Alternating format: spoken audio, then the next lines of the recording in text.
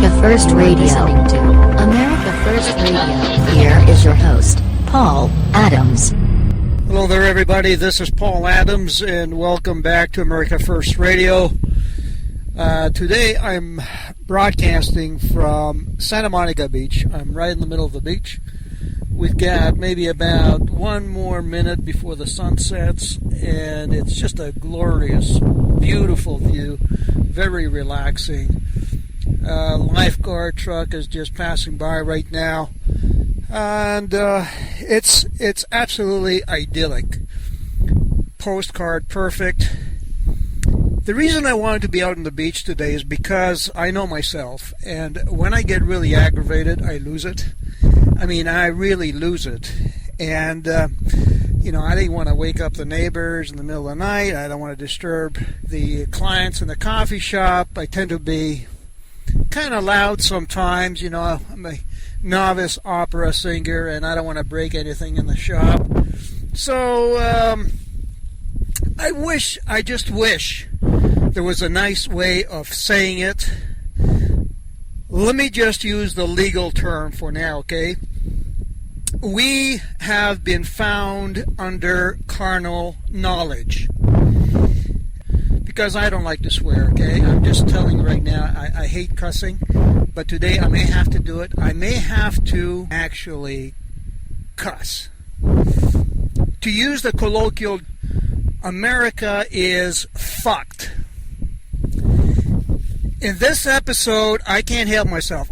If you can't do the cussing, I'm warning you, you better just stop right here. Because the shit I'm about to share with you is going to blow your mind. I have a technical director and cryptologist, mathematician by the name of William Binney I've been investigating on YouTube. And he is the smoking gun, folks. He retired from the NSA on October 31st, 2001, right after 9/11. Now, I've listened to his story on YouTube. I've listened to him lecture at MIT. I've listened to him being interviewed by different people. And I think you should too. You should go on YouTube and check him out. Bottom line is, America is being gaslighted. So 9/11 happened, and after that, we ran into the illegal activity with the spying on U.S. citizens, a violation of the Constitution and the laws, and we said we can't stick around and be a party to this. We can't be an accessory. So what happens at DOD?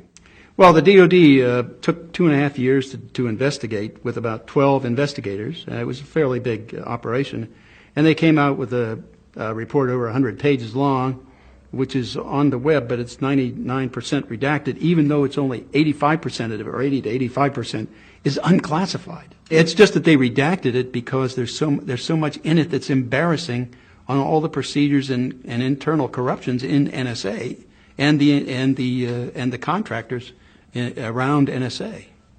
You go to DOD first. Right. That was 2002. We went a little later to the Department of Justice. So what do you do at DOD, and why do you only do that and not go to the bigger question, which we're really concerned about, which is the domestic spying?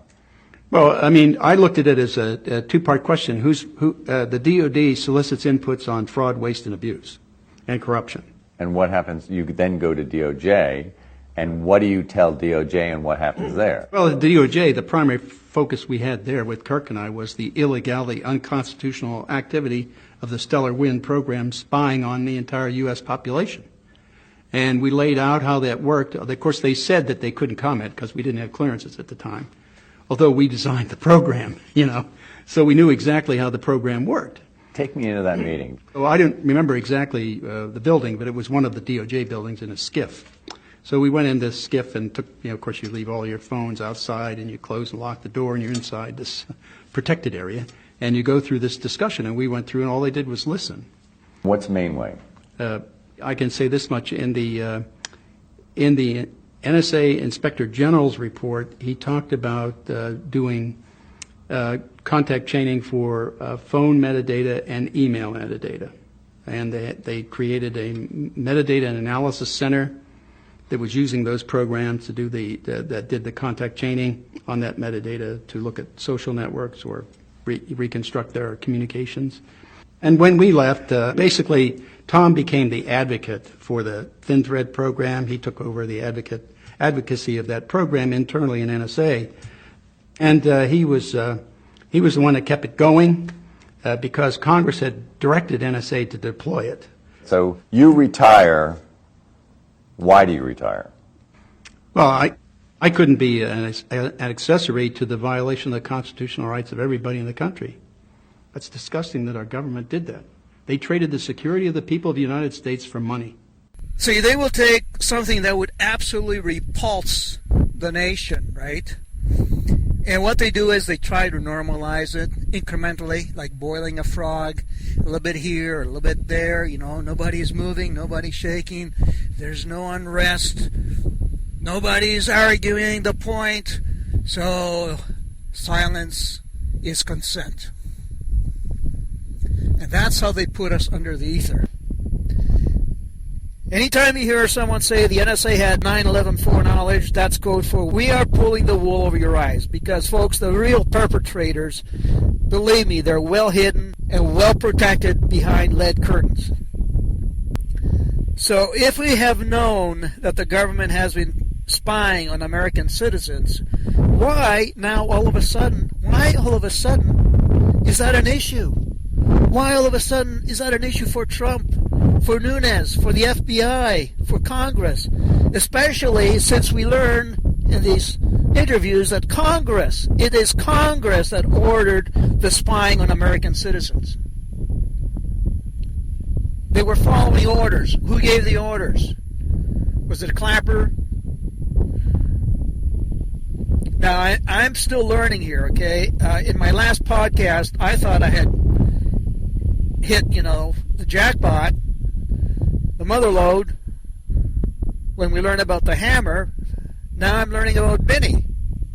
So if you haven't woken up yet, you need to throw your TV set out, and that's what I did in 2008, and just start doing your own research. Okay, so have you heard enough? See, it would have been a different story, okay? If all of a sudden last week we learned from Nunes that the NSA had spied on the government without Benny's story. It would have been a different story if just last week we learned that Obama had signed an order allowing the NSA to broadcast all its surveillance, all its metadata to the other 16 agencies. But after listening to Benny, I thought to myself, why all of a sudden are we concerned about the issue of surveillance when ever since 2013 Benny had been the official whistleblower and the mouthpiece propped up to put the American people to sleep, to put them under the ether, to make them feel comfortable and numb with the idea of surveillance. Remember what I said last time? The elite create puzzles, and if we are too dumb to solve them or speak out against them, then they don't feel the responsibility. They don't feel like karma is going to catch up with them. So they will keep stealing and killing as long as we let them. Silence is consent. The million-dollar question is, why is the Congress Intelligence Committee now all of a sudden holding hearings and asking Clapper and Comey about surveillance, when we have known all along from the Benny Roadshow that surveillance on Americans has been systematic and embedded? Are you awake yet? I'm trying to wake you up. And it's not just William Benny. There's also now information about a Dennis Montgomery who built this supercomputer called the Hammer, who was trying to spill the beans about the NSA spying to the FBI since 2013, and yet he's still alive. You kind of wonder why they didn't take him down. You would think that both William Benny and Dennis Montgomery would be 6 feet under by now.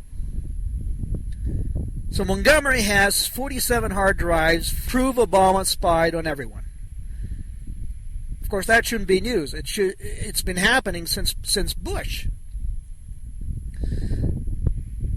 So now Montgomery is represented by an attorney who is also the founder of Freedom Watch, a man by the name of Larry Klayman. And he just notified last week, he has notified Congress and Nunes of the 47 hard drives. Montgomery is significant because he built the hammer at the behest of James Clapper and John Brennan. And then we got to ask ourselves, who ordered Brennan and Clapper to proceed with this project? Who do they report to? The story is they needed a more powerful system to analyze even a greater pool of metadata.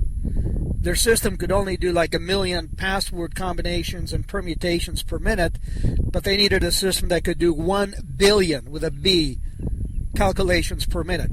And that's what they got. They got Montgomery to build the hammer.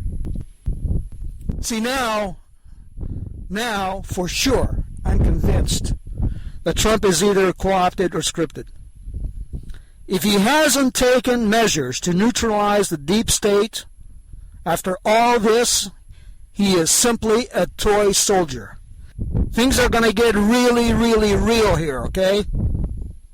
If Donald Trump thinks that the American people are going to play along to get along, that they're going to roll over, that Nunes can put them to sleep, that Soros and Obama and the Clintons and the Rothschilds and all the rest of the dirtbags can compromise this nation, you've got something else coming. If Trump has aligned with the dark side to stay alive, to live to fight another day as a real estate mogul, big mistake. If somehow they have gotten him and he's trying to hide the fact, big mistake. The people of America deserve the whole truth, nothing but the truth. Just like you spelled out radical Muslim terrorist, you need to get in front of cameras every day and call out the shadow government for what it is. Donald, if you can't see through this, if you can't see that the people hate and loathe Paul Ryan and the rest of the criminal career politicians who suck up to the Koch brothers and Soros, you're just out of touch. You know, just telling your Twitter followers to watch Jeanine Pirro blast on Paul Ryan. Why won't you explain to the American people how much money his Democrat wife has raised for Hillary? Why don't you do it? I know why, because you still want the Republican Party to like you, right? Hey, I got news for you. They hate you. They hate your guts. Wake up. Romney, Bush, they're all behind this. They will sabotage your every move. Forget the wall. Forget the tax reforms. Ain't going to happen. The vote's not going to be there. Because it's the deep state that's against you. Both parties are against you. Wake the hell up. Both parties answer to their donors, not the people. You're playing along to get along. And hell, stop kissing James Comey's butt. Son of a bitch. He's a Clinton crony, a lackey. He was with him from day one. He let Hillary skate while he was on the board of HSBC as late as 2016. And we know it's a fact. HSBC was funding the Clinton Foundation. Conflict of interest. Ding, ding, ding, ding. You should have recused yourself, you son of a bitch, Comey. We heard you how you testified last year in front of Gowdy and Chevitz. Now they went through this kabuki theater, going through the motions. Pure theater. You think we can't see through your bullshit? Mark my words. When I say this, mark my words, the day is coming when patriots will storm Washington. The fury and wrath of God is channeling into the hearts of patriots. Mark my words. That's if God doesn't storm Washington first with some natural disaster. Because if you think that God is going to just stand by and look, he's got another thing coming. If you think that he's not going to answer our prayers, you've got another thing coming. If you think he's going to allow prayers that are going up for a president who lets the deep state run roughshod over America be answered, you got another thing coming. They're not going to be answered. And if you think that Ivanka Trump, just because she's sitting beside Merkel, is going to prep her image for a president someday, or as she sits on the chair in the Oval Office, you're hallucinating. Get her off the spotlight. She doesn't belong. She lacks the gravitas, the intellect. She looks like a pretty girl who should stick to modeling and merchandising. The Oval Office, especially the chair of the president, is a sacred spot. Don't defile it. Don't ridicule it. It's not a reality show. It's not for wannabes. It's not a Santa Claus chair. So as the people, as the employers of this government, these miscreants, we demand that the gaslighting stops. We demand that the surveillance of Americans stops now. That Comey, Clapper, Brennan be detained, that a grand jury be convened to try these bastards, along with Obama, along with Soros, along with a skank Hillary Clinton and her rapist husband Bill, and let them pay for their crimes. We demand that of you, our employee, the government. Get your acts together or skip town while you can. And then while this is all going on, we got John McCain, who has the balls to say that the New World Order is under strain. Like we give a shit about the New World Order. And then the Pope says Trump is not Christian. The Pope also has a Quran recital, and he says that nationalism equates to egotism. Let me say this about the Pope. He's presiding over the mother of abominations. A dying church was about to be pulverized to dust. Look, I'm just the messenger, okay, channeling the fury of the American people and of my almighty God. Deal with it. And just to wrap up, I want to quote from Psalm 83. Okay, here's what's coming down. Keep not thou silence, O God. Hold not thy peace, and be not still, O God. For all thine enemies make a tumult, and they that hate thee have lifted up the head.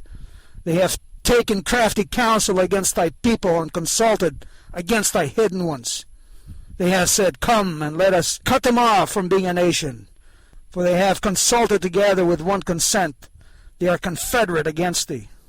Do unto them as unto the Midianites, which perished and became as dung for the earth.